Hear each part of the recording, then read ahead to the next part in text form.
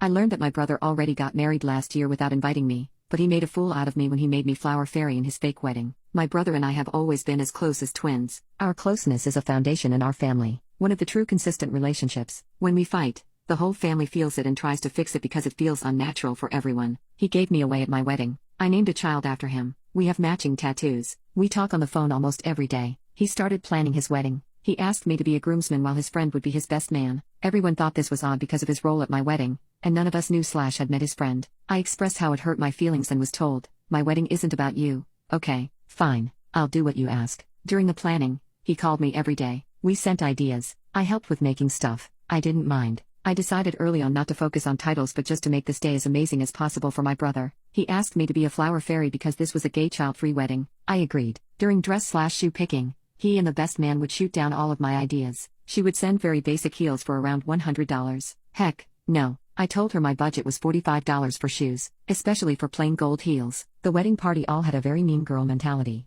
I felt it from day one. The wedding party was there and then I was there. I chalked this up to not knowing them well and their proximity. They even went as far as saying the shoes I liked were too SLT. After this, I begged to come as a guest, so I could wear what I wanted and not feel this weird mean girl mod mentality from the rest of the wedding group. My brother says no way. I can't get married without you being by my side. I get to the state where the wedding will be, and the first day I'm there, I find out the best man had the bachelor party the night before I got there. Everyone from the wedding party was included aside from me. I let it go and focused on the wedding and doing my part. So, I slap on some wings, dance my way down the aisle, and give my very first wedding speech. All goes well. The wedding was awesome until the drag show. Yes, they had a drag show at their wedding. During the show, one of the queens comes on and announces that this was all fake because my brother and his partner had gotten married 1 year prior. I asked the rest of the wedding party if they knew. They did. They were at the real wedding. Everyone but me. I'm sitting there trying to process it, and my mom, who gave them $3,000 for the wedding because they needed it, storms up to ask if I knew. I told her no, and she immediately switched to supporting me because of how bad the situation was. It's not about them already being married.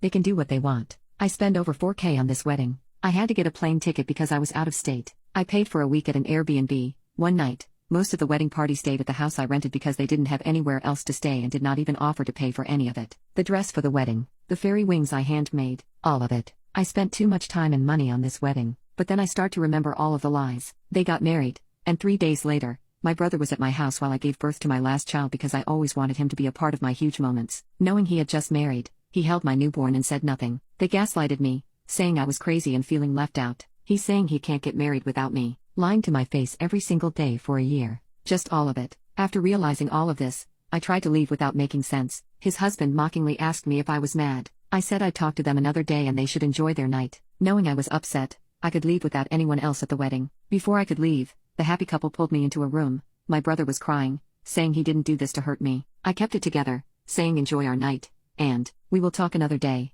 His husband said, "Oh, so there is something to talk about then." I repeat, "We can talk another day." They asked me to brunch. I'll see if I'm up for it when they go. The next morning, I realized that the whole wedding party and some guests were going to lunch. I choose not to go because I will not put myself in a situation where I'm ganged up on, again over my feelings about the wedding and wedding party. After that, I left the wedding chat on Snap, which they were notified of. At this point, it was the next morning, and his husband started blowing me and my friend up. We ignore them and go about our day. Aside from short responses to get me to the airport the day I left, I have not looked at or spoken to my brother since. When I left, I asked them to crop me out of the wedding photos as I didn't want to be associated with a fake wedding, and I didn't want a reminder of how embarrassing it was and how stupid I looked. I told them I didn't want to speak to them again. My brother said nothing. His husband said, "You're a narcissist, and I feel bad for the people who have to deal with you. Pretty sure you're narcissistic more with tricking 100 people into coming to a wedding, some of the wedding that was paid for by other people, just to tell everyone, haha, this was just a giant party for us. Joke's on you is probably more narcissistic than me reacting to the time, money and energy spent to attend a fake wedding. But alright, lol. I just don't know where to go from here. I have them both blocked. There is a line in our family. My brother has not tried to fix it. He had the chance to show me what I meant to him. He did. Now I have to believe him. Update, things are the same. They are still blocked. One suggestion was to write him a letter, which I did the day after this happened, and I left it in his room. I laid out all of my feelings and described them in detail. How hurt I was. I lost all of my manners when I landed, and my husband informed me that he sent him a message saying that I was overreacting. I said a lot of things that I was not very proud of. I stand by my truth and my perspective of what happened. To say that I am mourning is an understatement. This whole situation has made me question a 30-year relationship. Realizing his capability to live a double life that I'm not a part of has rocked my entire world and my sense of reality. I'm not okay. I'm going to spend the next year being no contact. I will go to therapy and get my mind, body, and soul in the best place possible while pushing as much good karma into the world as possible. Maybe then I can decide if I want to close that door fully and permanently or if I'm at a place where I'm willing to create a new normal with him. I am devastated and heartbroken.